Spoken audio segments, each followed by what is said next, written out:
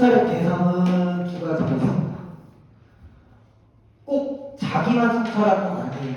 그래서 자기가 아닌 다른 존재를 성찰할 수 있습니다. 그래서 여기 다른 대상이에요. 외부 존재죠, 외부 존재. 이것도 성찰이 가능해요. 그 다음에 또 하나 우리가 알고 있는 성찰은 전부 자신이죠. 우리가 알고 있는 성찰은 전부 이거고, 이건 내면이에요.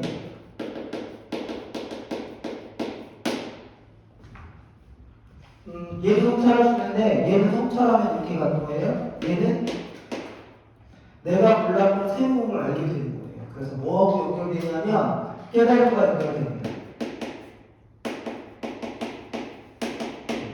그동안 내가 몰랐던 새로운 의미, 새로운 가치를 발견하는 거예요.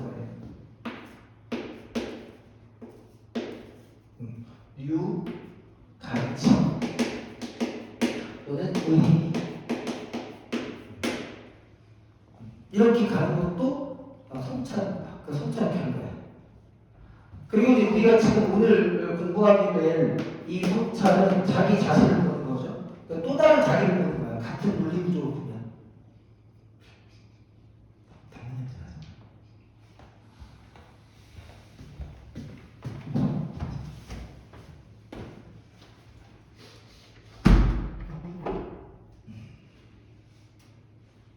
내가 담배를 안 피니까 담배 냄새가 나면 못 견디겠어요. 언니 되게 좋아하는 거같 담배 냄새 나니까. 언니 혼자 거기 씩 있는 거 보니까 좋은 냄새가 그래서 이게 이제 자아를 성찰하는 건데, 이게 이제 이런 거죠. 나가 나를 보는 거지. 이 나가 아니지. 이 나는 우리가 흔히 말하는 이제 현실적 자아가 되는 거고, 이게 뭐가 되는 거예요? 내면적 자아가 되는 거예요. 근데 내면적 자아는 다시 두 가지가 있는 거예요.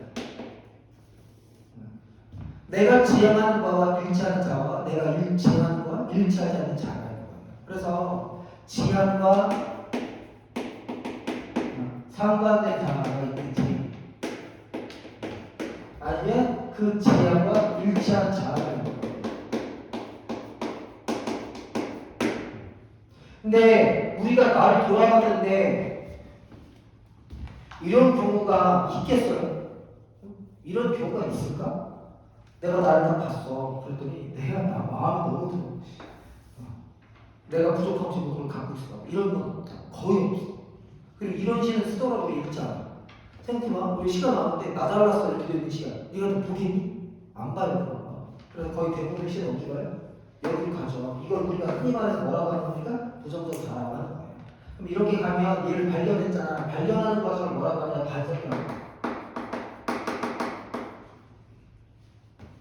그렇죠? 그러면 요거는 이제 지향과 일치하잖아.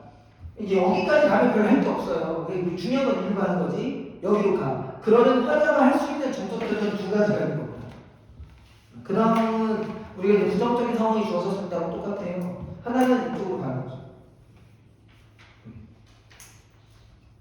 또 하나는 그러지 못하고 반성만 하고 그냥 끝내는 것도 있어요. 이렇게 가는 게 있고, 우선 이렇게 가는 게 있는 거야. 당연히 교육적 가치는 어디 있겠어요? 여기 있겠지. 그렇죠? 이게 뭐예요? 그럴 때 얘를 뭐라고 하냐? 이상적 자아라고 합니다. 이 자아는 다시 두 가지가 있습니다. 하나는 이상적 자아가 있어요. 근데 우리는 이상적 자아라고 하면 이걸 굳이 표현하면 미래의 이미지를 갖고 있는 겁니다. 근데 얘만 있는 거 아니에요. 뭐도 있냐면 원래 내가 갖고 있었던 자아일 수 있다. 그런 걸 뭐라고 하냐면 본질적 자아라고 합니다. 본질 혹은 근원적 자아라고 합니다. 그래서 이 근원 혹은 본질. 그럼 이건 뭐냐? 돌아가야 할 자아예요. 회복해야 할 자아. 이건 내가 회복해야 할 자아.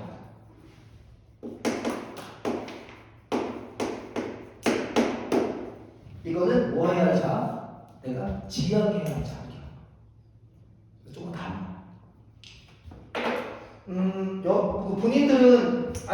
이건 없겠지. 그치? 회복해야 할 자는 없을 거 아니야. 다 옛날에 다 허접했는데. 지금이 가장 허접할 텐데 뭘 과거로 돌아가겠냐고. 그러니까 본인들 같은 정도면 이걸 가겠지. 내가 더 나은 나를 되겠다. 근데 나중도 되면 이제 이거 가는 거야. 아, 내가 그 순수했던 20살 청년의 시로 돌아가고 싶다. 언어가 없는 자리에 내가 직접 언어가 돼서 세상을 구원하겠다고 생각했는데 이런 띠발 어떻게 하다 보니 한국어밖에 못 듣겠다. 이런 고민 할 거 아니에요. 내가 꿈이 그래도 명색이 시인이었는데 그래서 세상에 언어로 표현할 수 없는 걸 내가 언어로 표현해보겠다. 막 이런 당찬 꿈을 갖고 세상을 어떻게 하면 구원해볼까, 뭐 인류를 구원해볼까 이런 꿈을 갖고 있었는데 어떻게 살다 보니 이렇게 됐어. 그러면 이제 나는 뭐 하고 싶은 거야? 과거로 돌아가고 싶겠지, 그치? 그럴 때 내가 잃어버렸던 이 20살의 그 청년 시절에 순수했던 자, 이게 뭐가 되는 거야? 근원적 본질적 자. 됐죠? 그 다음에 이거는 이제 본인들. 나는 뭐 이거 없어. 있지. 있는데 나보다는 본인들이겠죠. 앞으로 더 나은 내가 되야겠다. 뭐 이런 거잖아요. 이렇게 가는 거예요. 이게 기본적인 성찰의 교육이죠. 이해됐지? 그래서요, 이게 깨달음 들어가잖아. 깨달음은 기본적으로 성찰이 다 깔려있어요. 아시겠죠? 이렇게 생각하시면 돼요. 이게 성찰의 기본적인 논리 구조고, 지금 이 작품을 이 패턴에 쫙 맞춰서 읽으시면 돼요. 성찰은 이걸 벗어나지 않습니다. 됐죠? 가장 대표적인 성찰 연습하기에 가장 대표적인 작품이 이 작품도 괜찮고, 윤동주 작품이 성찰하기 좋거든. 또 다른 고향 같은 거, 또 다른 고향 같은 거 대표적인 작품이에요. 이 논리 구조에 딱 놓고 성찰에 쭉 들어가시면 돼요. 되게 많아요. 허영만 시인의 뭐 공초 이런 거, 다 공초가 아니고 뭐야? 저기 녹을 닦으면 알죠? 대문에 낀 녹을 닦으면 손이 부르트록 닦고 있었다. 몰라요? 더 나은 본인들이 돼야 됩니다. 그리고 이제 반성했는데 이렇게 가면 극복이고 이렇게 못 가. 그럼 좌절절망 이렇게 가. 근데 우리가 좌절절망하는 시는 거의 배우지 않으니까 그렇게 생각하면 돼요. 자, 이렇게 놓고 가작품 보겠습니다.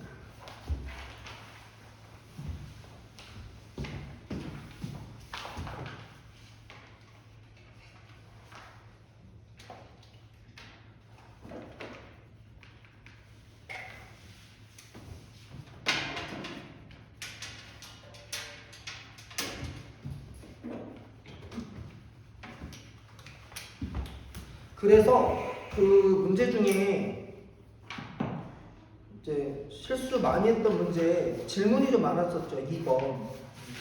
2번에 미리 답부터 얘기하면 이번에 정답 4번입니다. 네. 4번 됐죠? 이번에 4번인데 좀 이따 설명할게요. 우선 그 보기를 보시면 좋겠어요. 보기에 2번의 보기를 보면 좋겠고, 만약에 보기가 아니더라도 우리가 이 논리구조 머릿속에 스키마를 갖고 있으면 충분히 해독할 수 있어요. 근데 이제 보기가 있으니까 보기는 보는데, 보기에서 포인트는 뭐냐면 이겁니다.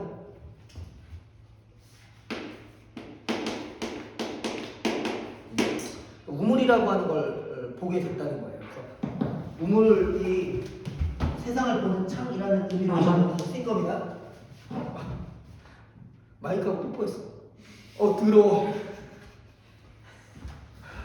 나도 모르게 얘기. 약간 아우씨. 더러워. 네. 마이크가 너무 좋다. 그래서 이게 지금 우물이라고 하는 네 개체가 있고요. 우물을 통해서 세 가지를 본다는 거예요. 하나는 당연히 자아를 보는 거죠.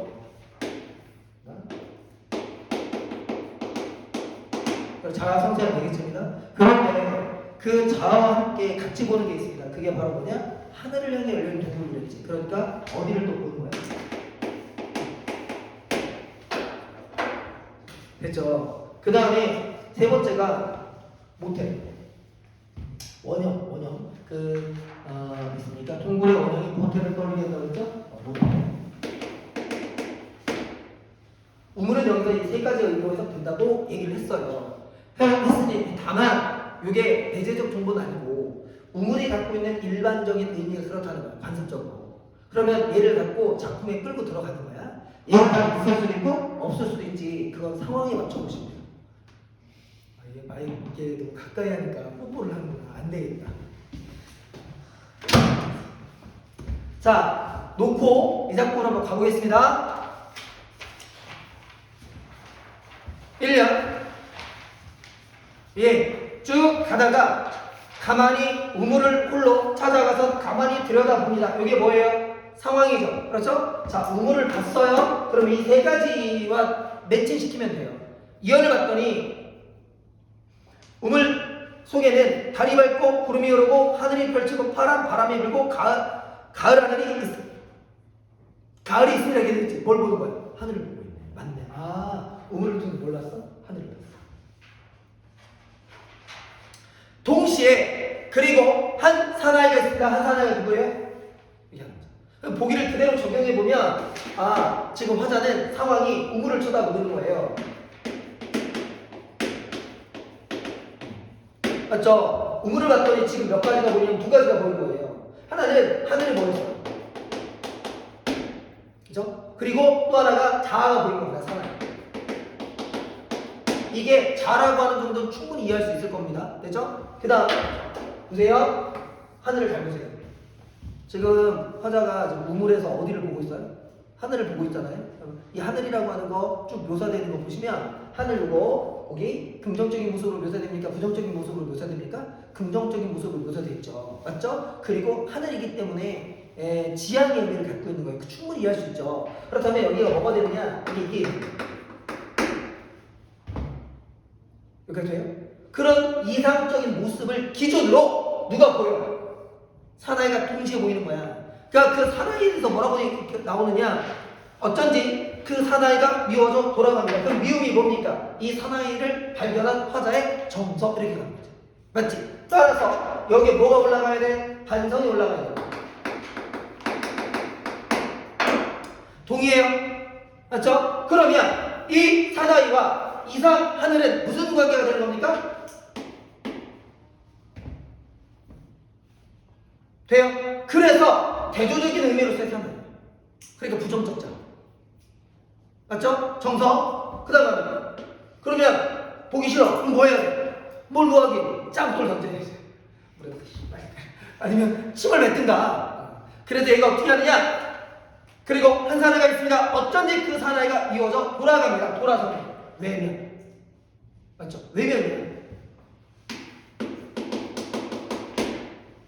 그 다음 돌아가다 생각하니 그 사나이가 가엾어진다. 가엾어진다? 예, 뭐예요? 정서잖아. 외면에서 뭐로 바뀌었어? 가엾어진다. 연민. 자기 연민이에요. 이게 정서의 흐름입니다. 그러면 잘 생각해보시면 미웠다가 뭐 한 거야? 예뻤다 이렇게 하는 거야. 그러니까 연민이라고 하는 건 안쓰럽다는 거잖아. 미웠는데 안쓰러웠어. 그럼 이 감정과 이 감정은 무슨 관계야? 대립관계거든. 그러면 지금 내 안에 나를 바라보는 감정이 몇 개인 거예요? 두 개인 거예요. 서로 상반된 감정이 두 개네? 이런 걸 우리가 뭐라고 하죠? 내적 갈등.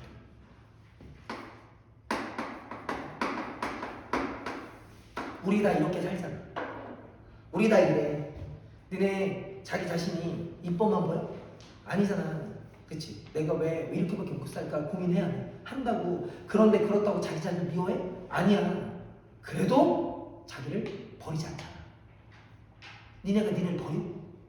그게 그거야. 자기가 자기를 버리는 게 뭐냐면 돼지는 거야. 아니면 자기를 혐오하거나 자기를 이렇게 칼로 자해하고 그렇게 하는 거야. 그건 병으로 가는 거지. 일반적인 사람은 어떻게? 자기 밉지. 하지만 자기를 뭐해? 또 사랑한다고. 그러니까 밉지만 사랑하는 자신을 붙잡고 깨르쳐서 살아가는 거야. 더 나은 뭐가 되려고? 내가 되려고. 그게 갈등. 혹시 이거 없는 거 아니야? 아니겠지? 이거 없는 거 아니야? 난 없어. 난 내가 제일 좋아. 비웃는 거예요?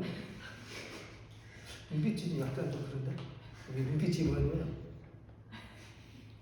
자, 네, 농담이구나.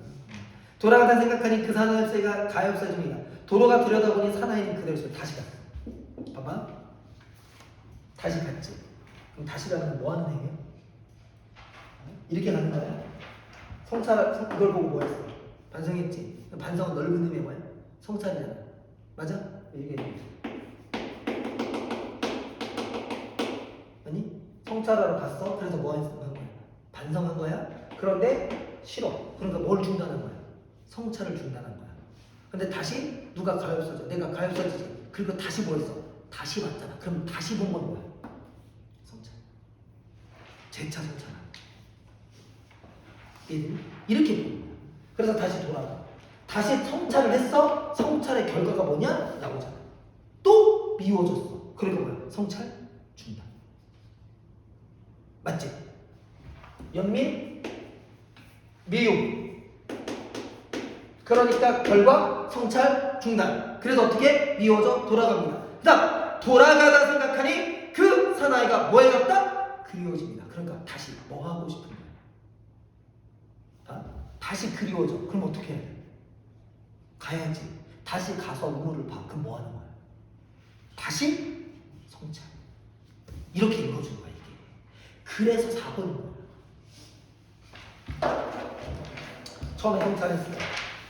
외면하지? 성찰을 중단하는 거야. 성찰 중단. 근데 가엾어졌어. 그래서 다시 뭐해? 돌아갔지? 다시 성찰. 근데 미웠지? 미워져서 다시 뭐해? 돌아갔잖아. 돌아갔으니까 뭐 하는 거야? 중단. 그래서 성찰했다가 미웠으니까 다시 뭐 하는 거야? 중단. 그러다가 다시 뭐 했다고? 그리워진 거야. 그럼 다시 그리워진다는 얘기는 다시 뭐 하겠다는 거야? 가겠다는 거야. 가겠다는 얘기는 뭐 할 걸 남겨둔 거지? 다시 성찰하겠다는 얘기야. 그러니까 성찰했다가 중단했다가 성찰했다가 중단했다가 성찰했다가 중단했다 이거야. 이해되지? 그치? 그러니까 결국은 성찰로 가는 거야. 자, 그럼 왜 성찰할까? 더 나은 나가 되기 위해서 아니면 그냥 현 상태를 유지하기 위해서 어떤 거겠어? 더 나은 나가 되기 위해서. 그치? 그래서 성찰은 끝났다고 얘기하면 될까 안 될까? 안 되는 거야. 이걸 이렇게 이해하는 거야. 와, 정말 설명 잘한다. 등담이야 등담. 되게 냉소적으로 웃는다. 표정 완전 장난 아니야. 썩어가지고. 그 정도예요? 농담입니다. 되죠 이거? 그렇게 보는 겁니다. 됐죠? 그리고 마무리. 그렇게 해서 돌아갔어요. 우물 속에는 달이 밝고 구름이 흐르고 하늘이 펼치고 바람이 불고 가을이 있고 추억처럼 사나이가 있습니다. 다시 어디를 보고 있는 거야? 어디를 보고 있는 거야? 우물을 보고 있잖아. 우물을 보는 행위가 뭐야? 성찰. 그리고 그 성찰의 결과로 두 가지가 보이잖아. 뭐하고 뭐? 하늘과 추억처럼 사나이. 그래서 이때 하늘과 추억처럼 사나이라는 존재 같은 존재를 봐. 왜 추억처럼 사나이는 같은 존재냐? 추억처럼 사나이라는 얘기는 어디에 있는 사나이야? 과거의 사나이지. 그리고 이 추억이라는 얘기는 내가 그리워하는 대상이라는 거야? 그리워하지 않는 대상이라는 거야? 그리워하는 대상이라는 거지? 그럼 그리워하는 대상이라는 건 내가 지향하는 거야? 지향하지 않는 거야? 지향하는 거야. 아까 얘기했잖아. 됐지? 그러니까 이거 근원적이고 본질적 자아잖아. 근원적이고 본질적 자아라고 하는 거 내가 추구할 가치와 뭐한 자아야? 일치하는 자아잖아. 이게 뭐지? 이상이잖아. 그리고 이상과 뭐한 자아? 일치하는 자아. 이렇게 가는 거야. 이해됐니? 완벽하다. 비웃지 말고. 너 오늘 과제검사 받으러 왔었어? 안 왔었어? 안 왔었지? 죽었어.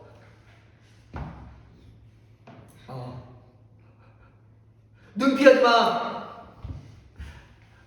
됐어. 너 왔었어? 안 왔었어?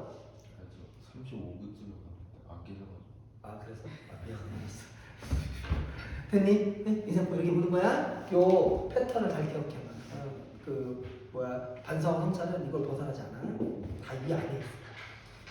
그러면 가와 관련된 문제 단독으로 하나만 풀어봅시다. 2번 문제예요.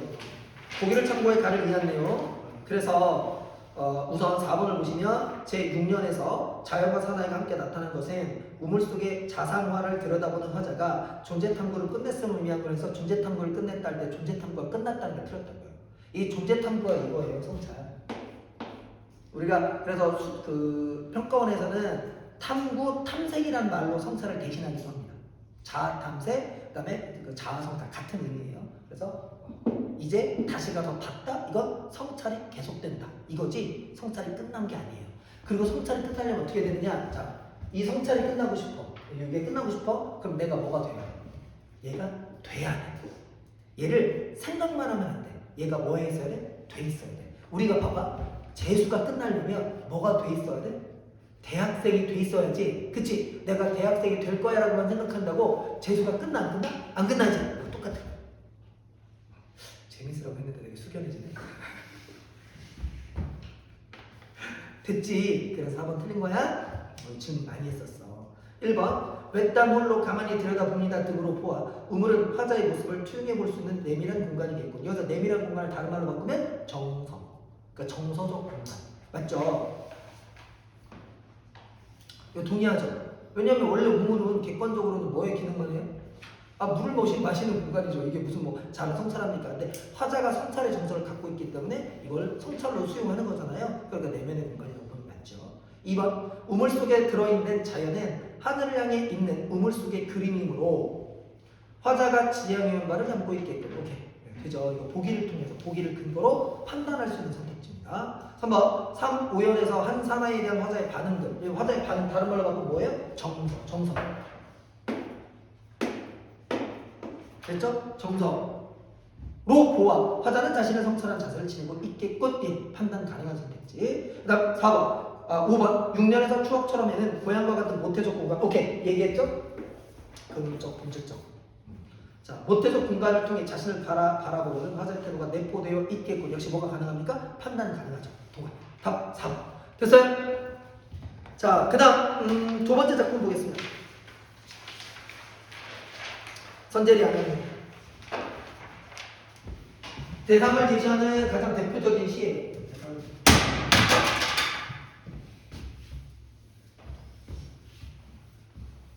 대상이 나오면 대상이 뭐에 주목하라고 그랬죠? 정서태도에 주목하라고 그랬죠. 거기에 맞춰서 보시면 돼요. 어렵진 않습니다.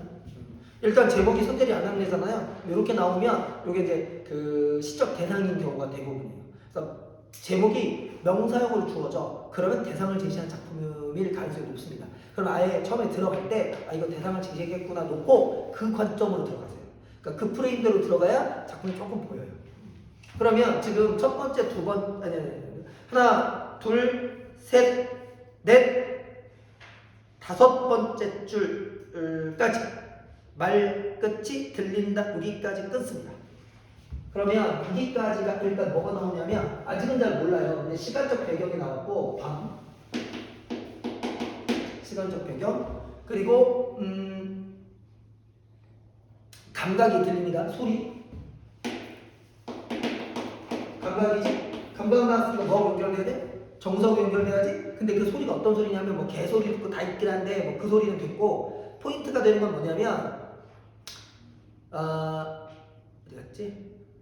언뜻 까여 다여 따위의 말끝이 들린다 이거예요. 근데 제목이 선제리 안악내니까 선제리 안악내가 뭐하는 소리? 대화하는 소리겠지? 선제리 안악내의 말소리를 들었어. 그치? 그러면 니들 잘 듣기봐. 우리가 선제리 안악내라고 하는 사람들의 말소리를 들었어. 그러면 소리를 들었지? 그럼 생각해봐. 소리야 선제리 안악내야? 우리의 인식은? 구경과 수석 선생님이 대화를 하고 있어. 말소리를 들었어. 소리야 수석 선생님과 구경이야? 그렇지. 그럼 이것도 선제리 안악내가 서로 대화하는 소리를 들었지? 그럼 화자는 인식 정서는 어디로 넘어가는 거야? 소리가 아니라 선제리 안악내에 대한 인식으로 넘어가는 거지. 그러니까 다음에 나오는 정서가 남이 아니다 잖아. 맞지? 이게 선제리 안악내에 대한 화자인 거야. 정서태도. 이렇게.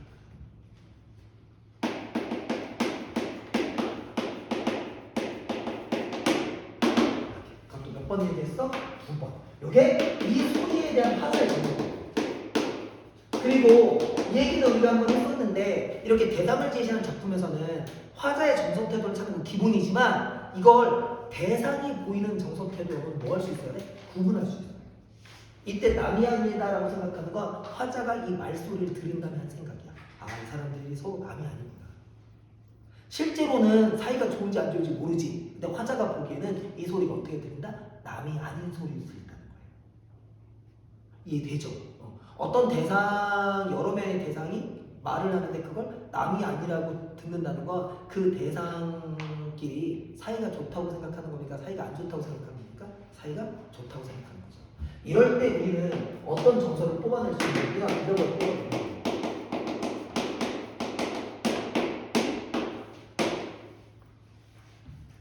돼요 이거? 유대감. 이거 보편적으로 뽑아내는 거잖아. 보편적으로. 그 다음 그리고 그 앞에 있죠. 의 좋은 소리하고 의 좋은 소리. 됐습니까? 아, 서로 사이가 좋구나. 그러면 이 부분에서 이미 화자는 이 대상 성재리 아나운에 대해서 어떤 태도를 갖고 있는 겁니까? 긍정적인 신호를 갖고 있는 거예요. 됐어요? 좀 더 하겠습니다. 그 다음 콩밥 김치거리. 자, 여기서부터 한번 네모 묶어볼게요. 콩밥 김치거리부터 밑으로 하나 둘 셋 세 줄 밑으로 내려서 팔다 못해 파장거리로 넘기고 오는 아낙네들. 요 네 줄이죠. 전체 네 줄 딱 묶어요. 요게 대상이 갖고 있는 특징. 혹은 처지.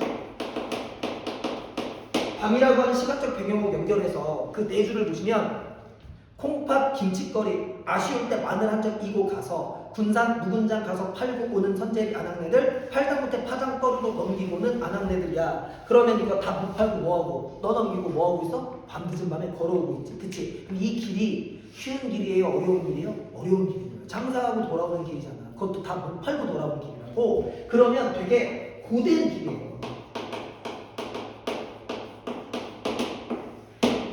충분히 뭐가 가능해. 우리가 파악이 가능하잖아. 그런데 그럼 보통 어떻게 해? 야, 우리라고 생각해 보세요. 이렇게 힘든 귀갓길이야. 옆에서 다정하게 얘기할 수 있어요?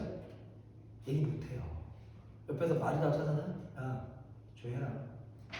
아, 나 짜증나. 조용히 해. 아, 됐어. 나 조용히 해. 이렇게 가요. 야, 왜 나한테 짜증나? 내 탓이야? 야, 조용히 하라고. 이러면서 뭐예요? 아이 개새끼하고 싸운다고. 이게 일반적인 사람들이야. 근데 이 고된 길을 귀가하면서도 어떻게 오고 있다고? 사이좋게 오고 있다고. 그러니까 대상에 대한 화자에 뭐가 들어가? 긍정적인 태도가. 자, 이렇게 나오면 화자는 기본적으로 어떤 태도가 나오지? 이거 했었어. 긍정적인 대상이야. 근데 지금 처지는 어떤 처지야? 부정적 처지지. 그러면 화자는 어떤 정서를 갖게 된다? 두 장. 연.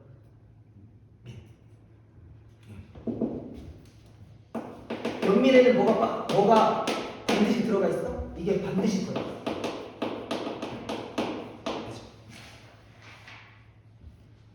됐지? 고은 시인. 지금은 흔적조차 없어진 시인입니다. 알죠? 고은 시인. 몰라요. 뭘 알아? 고은 시인 남자 여자? 남자 할아버지 미투에 연루가 돼가지고 흔적조차 없어진 분이잖아. 우리나라에서 가장 유명한 신 중에 한 분이었는데 몇 년 전이야? 미투 열풍 불었을 때 그때 미투 고발 당해가지고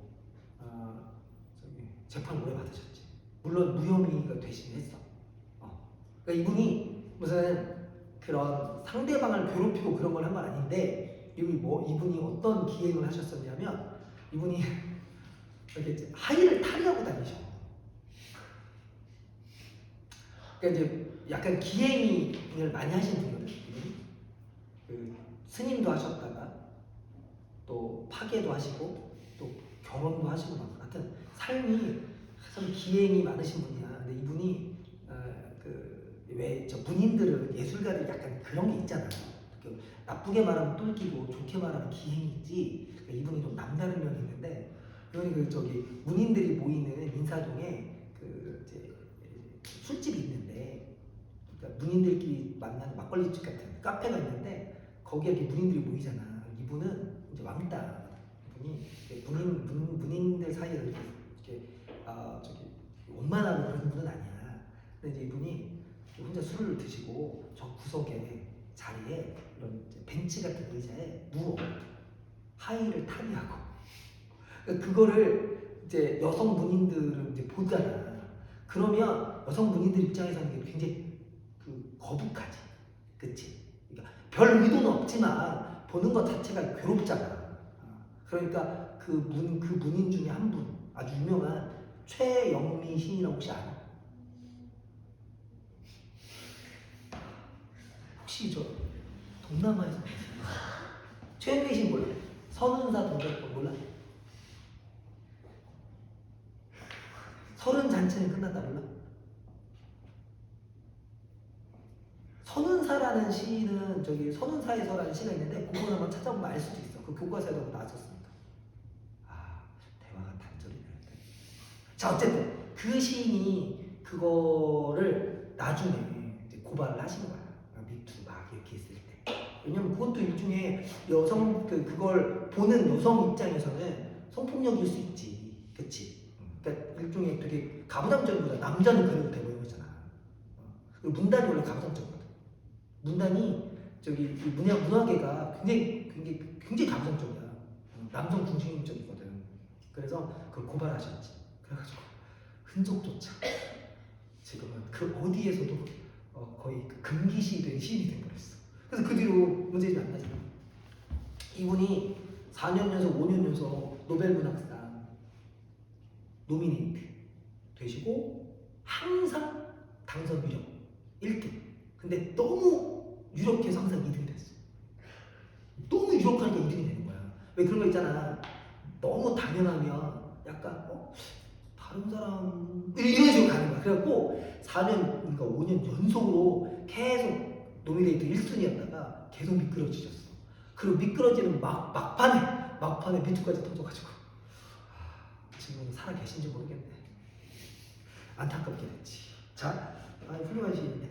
자, 시오리길 밤중이니 시오리길 더 가야지 빈 강줄이야 가볍지만 핀배 여기도 못하고 오죽이나 가벼울까? 오죽이나 가벼울까? 이거 뭐야? 화자의 정서.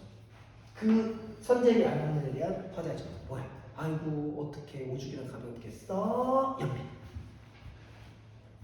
그래도 이 고생 혼자 하는 게 아니라 못난 백성 못난 아낙네끼리 나누는 고생이라 얼마나 의 좋은 한 세상이더냐. 서리법이잖아. 이거 유대감. 그들의 말소리에 익숙한지 어느새 개가 짖는 소리 때문에 지고 밤은 내가 밤이다 하고 말하려는 듯 어둠이 멀뚱거린다 이렇게 되지? 자, 거기 개 짖는 소리 체크해봐. 여기가 감각 나오면 항상 뭐하고 연결하라고? 정성태도와 연결하라고? 자, 개 짖는 소리마저 뭐였다? 잦아졌다. 그러면 이 개 짖는 소리에 담겨있는 화자의 정성.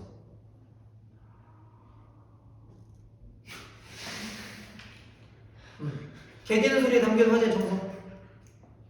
자, 이제 잘 생각해야 돼. 이렇게 해서 감각이 나오잖아. 그러면 그 감각을 생각하면 안 돼요. 뭐 먼저 생각하는 거냐면 정서를 먼저 생각해. 왜? 터졌다. 지금 저기 YD 선생님 때문에 터진 거야? 그러니까 우리는 개 짖는 소리가 나오잖아. 그러면 개 짖는 소리를 생각하니까 정서가 생각이 안 나는 거야. 먼저 뭐부터 생각하는 거야? 정서를 생각하고 정서를 뭐로 표현했다고 봐야 돼? 개 짖는 소리로 표현한 거니까. 기억나지? 우리가 정서를 드러내주는 표현이 시에서 정서를 드러낼 때 감각을 통해서 드러낸다고 했잖아. 그러니까 이거 잘 생각해야 돼. 감각이나 자연물을 통해서 드러내는데 그럼 물어볼게. 얘가 먼저 있어야 돼? 얘가 먼저 있어야 돼? 뭐가 먼저야? 정서의 형성이 먼저야? 아니면 감각의 존재가 먼저야? 아이고. 그래서 존재는 얘가 먼저지만 내가 이걸 끌어들일 때에는 내가 뭐가 먼저 있었어야 돼? 이게 있었어야지. 그러니까 늘 문학은 얘가 먼저고 얘가 이걸로 드러냈다고 보는 거야. 근데 내가 이게 지금 궁금하잖아. 이걸 물었잖아. 그럼 니네 뭘 생각해야 돼? 얘를 생각하는 게 아니라 얘를 생각해야지. 맞지? 그럼 이때 정서가 뭐야? 이거잖아. 그럼 개소리가 잦아지는 거라고 하는 것도 화자에게는 뭐라고 받아들이는 거야? 이렇게 받아들여야지. 걔도 뭐라고 느끼는 거다? 맞지? 그러니까 걔도 익숙하니까 뭐했다? 소리가 잦아졌다. 이렇게 가는 거야. 걔마저도 익숙하게 소리가 잦아질 정도 어떤 존재들이다? 긍정적 존재들이다. 니네 봐봐. 개가 물론 요즘 개들은 이제 안 그렇지만 원래 동네 개들이 그렇거든. 낯선 사람 보잖아? 그럼 엄청 지저대요. 근데 동네 사람을 보잖아? 그러면 조용해요. 그러니까 개마저도 뭐 할 정도로 익숙하게 느껴질 정도로 긍정적인 인물이다라는 걸 나타내주는 거예요. 이해하시겠죠? 됐죠? 그리고 맨 마지막에 밤이 멀뚱멀뚱한다는 얘기는 시간적 배경을 한 번 더 제시해 주는 겁니다. 됐어요? 오케이. 이렇게 보는 거. 이 메커니즘을 좀 잘 이해하세요. 애들이 자꾸 실수하는데 뭔가 자연구를 물어보면 자꾸 자연구를 생각하고 있어. 그러니까 의미가 안 나오는 거야. 그게 아니라 그 부분에 해당하는 정서가 뭔지를 생각하고 그 정서가 그냥 자연구를 이렇게 연결하는 거예요. 그래서 내가 자연구를 보면 바로 정서를 떠올리라고 하는 겁니다. 아시겠죠? 넘어갈게요.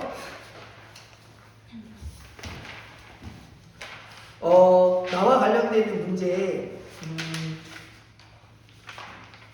A인데 이게 지금 다 봐야 되는구나. 그러면 다작권까지 보고 갑시다. 자, 다작권 김명일의 그나무. 개인적으로 너무 좋아하는 시인이어가지고 나중에 대학 가면 김명인 시인의 동두천이라는 시집을 한번 읽어보세요. 물론 안 읽겠지만 이분이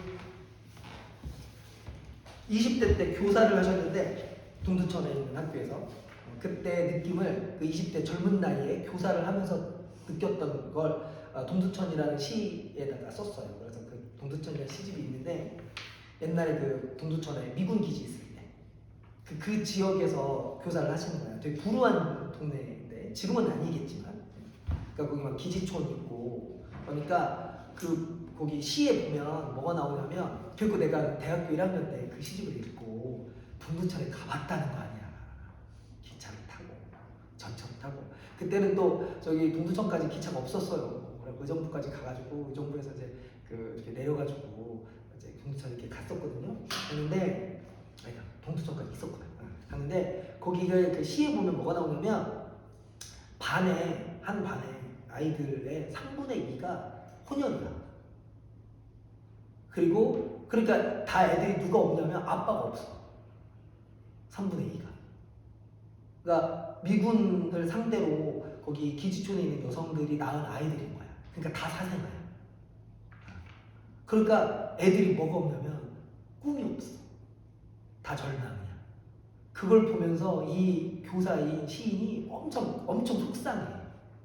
고민이 너무 20대니까 얼마나 고민을 하겠어. 그래서 그 감정을 시로 엄청 많이 썼어요. 그래서 김명인 시인의 초기 작품에 보면 그 얘기가 되게 많아요. 다문화 가정과 관련된 얘기. 지금은 다문화 가정이 아무것도 아니지만 그때는 그 되게 사회적으로 배제되고 멸시되고 그런 거였다. 그리고 아빠가 없으니까 다 불안정한 가정인 거야. 그걸 보면서 그 느꼈던 절망감, 고민 이런 것들을 시에 쓰고 결국은 교사를 때리죠. 더 이상 견딜 수가 없어가지고. 그리고 돌아와서 나중에 이제 그 교수가 되죠. 하여튼 그 시인이. 그래서 대학교 1학년 때 이제 동두천 시집을 딱 읽고 그게 머릿속에 그려지잖아.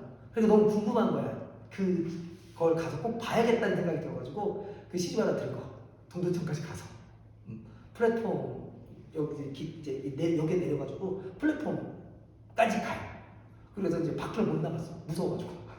혹시 누구한테 걸릴까봐. 그래가지고, 그러니까 그런 건 아니었는데, 그냥, 그 밖에까지 나가기가 좀 겁나가지고, 나가지 못하고, 플랫폼에 이렇게 앉아가지고, 시집을 좀 읽고 다시 돌았던 기억이 납니다. 그때 되게 좋아했던 시인인데, 오늘 보니까, 여기 문제집에 나왔죠. 수능이. 하여튼, 그랬던 시인이에요. 뭐, 안 물어봤다고? 안 궁금하다고? 그랬습니다. 그나무. 마찬가지예요. 그나무니까 뭐죠? 대상. 대상이니까 대상의 특징에 맞추고 그리고 그 대상에 대한 화자의 정서태도 이렇게 연결합니다. 한 해 꽃잎을 다 며칠 만에 활짝 피웠다 지금 벚꽃가로 따라가다가 벚꽃가로 따라갔으니까 이거 지금 공간적 배경이자 시간적 배경입니다. 미처 제 한 송이도 펼쳐 들지 못하고 멈칫거리는 늑된 그 나무 발견했죠. 여기까지 끊습니다. 자, 요거 지금 화자가 늑된 나무를 봅니다.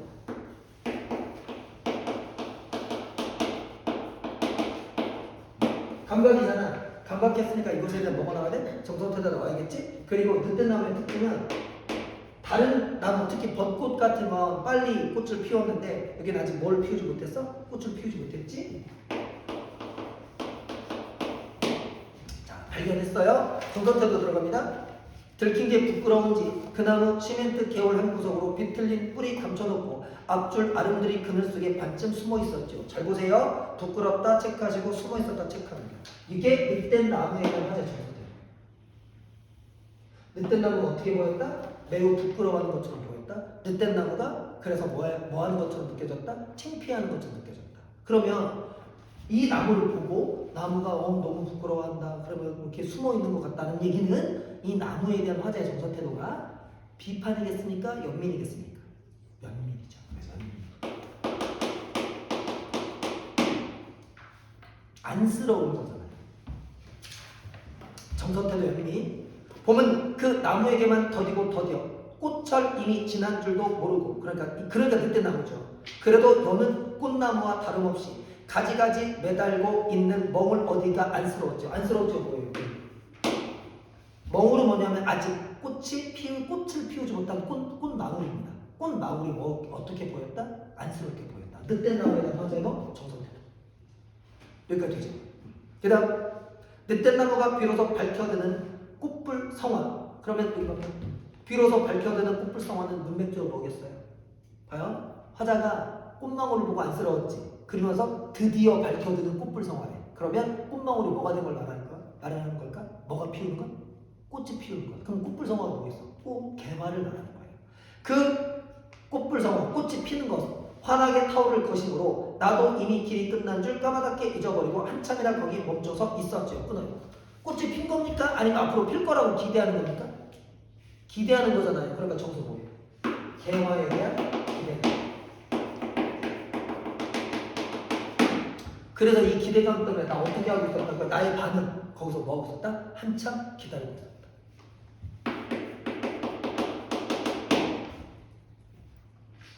됐습니까? 여기까지가 화자의 정서예요. 뭐를 바라본? 늑대 나무를 바라본. 그 다음 갑니다.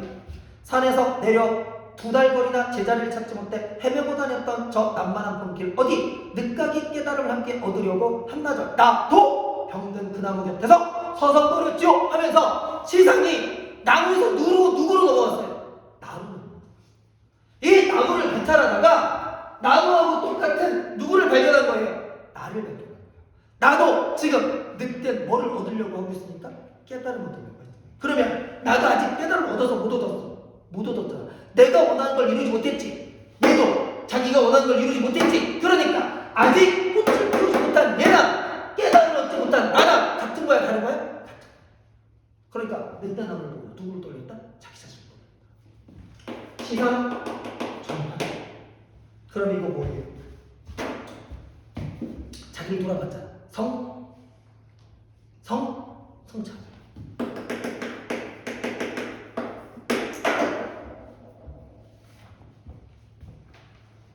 이 봄이 가기 전 저 나무도 푸른 잎새 매달까요? 저 나무 푸른 잎새 매달까요? 그 나무가 꽃 피우고 잎새 매달 수 있을까요? 그 다음 무거운 총록으로 여름도 지치고 말면 불타는 소신공양 틈새 가난한 소지 저 나무도 가지가지 지펴 올릴 수 있을까요? 잘 보세요. 꽃 피우고 그 다음에 잎 달고 그 다음에 잎 달았어. 그럼 뭐가 되는? 뭐 나와야 돼? 자, 잎은 여름이지. 여름 지났어. 그럼 뭐가 와? 아니 그러니까 가을이 오는데 죽을래? 죽을래? 여름에 잎 달았어. 그럼 가을에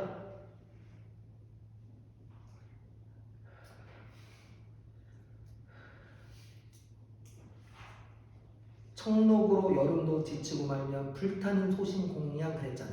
불타는 게 뭐야? 가을에 불타는 거. 단풍.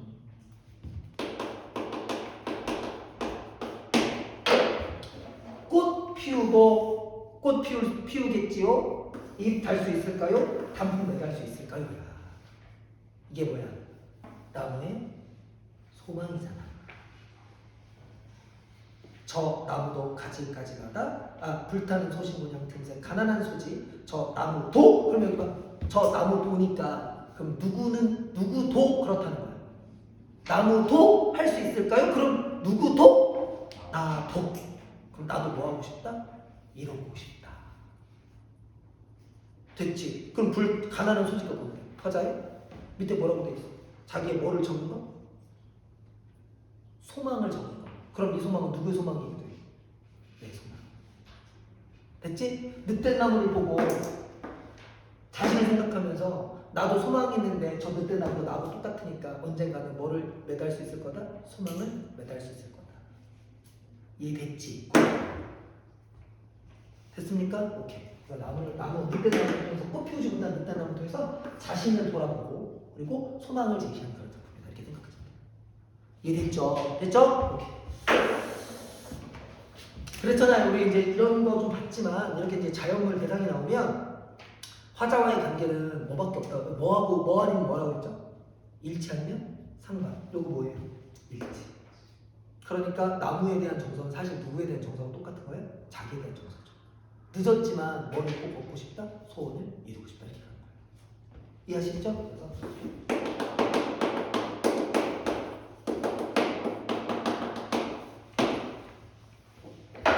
그걸 지표로 피워 올릴 수 있을까요? 라는 의문문을 들고 드리는 겁니다. 이거는 의심이 아니에요. 그죠? 소망하는 겁니다. 내가 니네한테 대학 갈 수 있을까요? 의심이 아니라고요. 갔으면 좋겠다 이렇게 얘기하는 거. 됐죠? 오케이 됐습니다. 자 그럼 문제 보시죠. 1번 가다에 대한 공통적으로 가장 적죠. 가장에다 밑줄 하시고요. 그러니까 이런 문제는 이제 뭐 풀었으니까 이제 하겠지만 다 만약에 헷갈리면요 다 보고 와서 문제를 풀어도 돼요. 다른 문제 풀고 와서 그게 더 그게 더 정확할 수도 있습니다. 그래서 일단 가장 적절한 거니까 그 제일 먼저 봐야 될 건 뭐부터 봐야 돼요? 정서 태도부터 먼저 봐죠. 정서 태도를 기준으로 보시고 그다음 뭐 이제 그 표현상 특징이나 이런 걸 보시면 됩니다. 정서를 기준으로 보시면 1번의 비판 아니 지금 가나다 작품 중에 그 현실에 대한 비판 현재 상황에 대한 비판은 없어요. 가나다 모두 안 되죠. 1번 날리시고 그다음에 미래에 대한 낙관적 전망 그랬는데 미래에 대한 낙관적 전망은 다 작품에만 있죠. 이거. 됐어요? 물론 이것도 낙관적 전망이라고 보기는 어렵습니다. 그러나 미래를 긍정적으로 생각하는 것밖에 없어요. 근데 나머지는 안 되죠. 3번 대상과 일체가 되는 화자 의지 그랬는데요. 일단 일체가 되는 화자 의지에서 가에서 의지를 확인할 수 없고요. 나에서도 의지를 확인할 수 없잖아요. 그러니까 예를 들어서 나에서요 대상이 선재리 안 났는데 화자가 나도 선재리 안 나는 처럼 될래라고 해야 그 의지인 겁니다. 그래서 의지 확인할 수 없습니다. 답은 4번이죠. 딱하게 알기는 뭐예요? 연민. 정서태도 일치. 5번 대결의식 X. 됐습니까? 2번 됐고요. 그 다음에 3번 A, B를 비교한다면 가장 적절한 거 그랬습니다. A 우리가 아까 이제 봤어요. 이거 지금 그 말소리 들으면서 소리 감각해서 대상에 대한 정서태도 드러내는 지점이고 B에서는 대상을 바라보고 대상을 관찰하면서 정서태도를 드러내는 부분입니다. 자 가장 적절한 거니까 이렇게 먼저 정리를 한 다음에 선택지로 들어가는 게 빨라요. A 보고 하긴 B 보고 하긴 이러지 마시고 A, B를 먼저 정리하세요. 그걸 기준으로 선택지를 쭉 관통하는 게 더 빠릅니다. 자, 이렇게 놓고 선택지 2번 보겠습니다. A는 B와 달리 끊고요. 유사한 구절을 병치 그러면 뭐만 확인하면 돼요? 유사한 구절이 있는지만 확인하면 됩니다.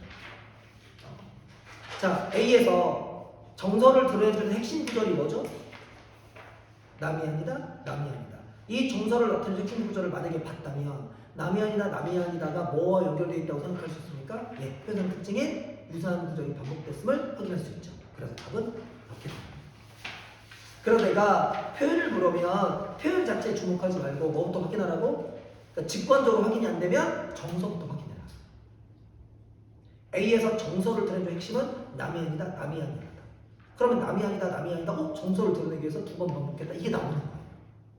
이해하시겠죠? 그렇다면 3번의 답 2번 이렇게 됐죠? 지금 B에는 없습니다. 그게 그렇게 이해하시면 돼요. 혹시 3번에 헷갈리는 구절 있었나요?